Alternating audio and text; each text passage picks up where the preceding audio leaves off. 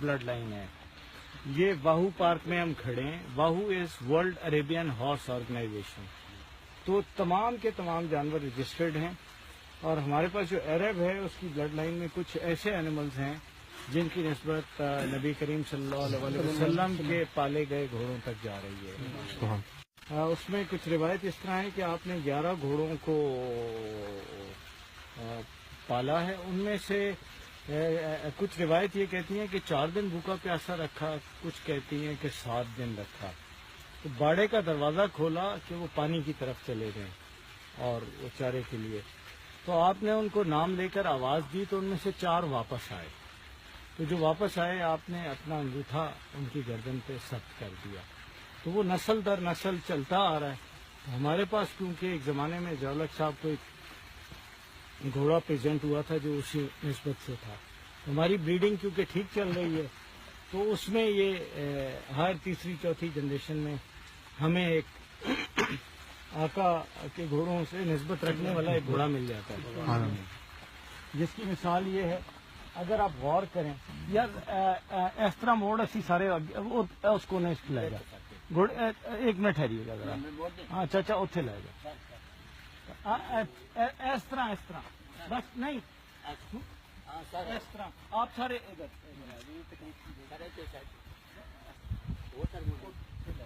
اچھا سر ٹھیک ہے, ہم سارے ادھر آ جائیں.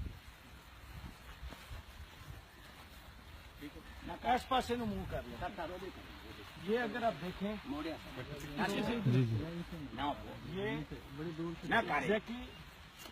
یہ اچھا اس کے قریب نہیں آنا, اس کے قریب نہیں آنا. یہ بچہ گھوڑا ہے تھوڑا سا, یہ دیکھیں پکڑ لیا شرارتیں کر رہے ہیں.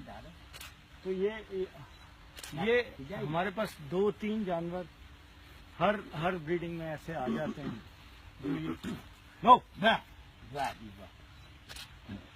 اسٹریٹ اوے اس کو بھی کھانسی ہے. جی جی لال سر ہاتھ لالو کوئی نہیں کرنا, یہ کچھ بھی نہیں کرنا, تھوڑا سا ایک ہم تھوڑا سا پیچھے ہو جاتے ہیں نا, تھوڑا سا ہم سے ایک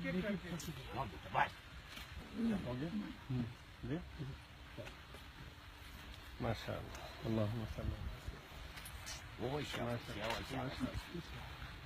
یہ وہ نشان ہے جہاں پہ آپ سے انگوٹھا مبارک لگایا تھا. یہ والا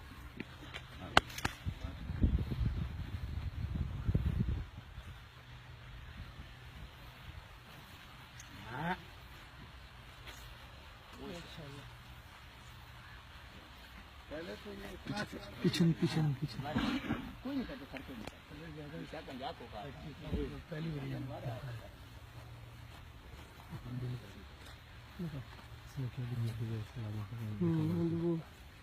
صاحب نے سارے لال لال سر لال